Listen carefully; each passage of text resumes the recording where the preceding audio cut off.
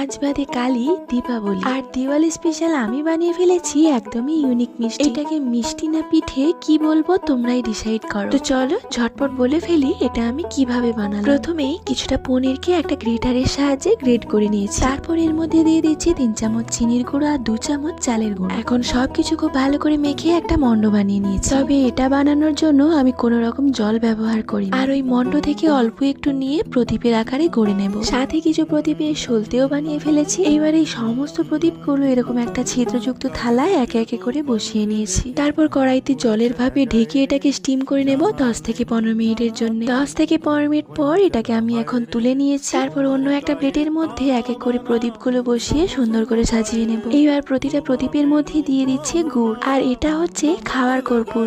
এখন প্রতিটা সলতের মাথায় কর্পূরটা দিয়ে জ্বালিয়ে নেব। প্রদীপের আদলে তৈরি প্রদীপ মিষ্টি বা পিঠে তোমাদের কেমন লাগলো কমেন্টে অবশ্যই জানিও। টাটা।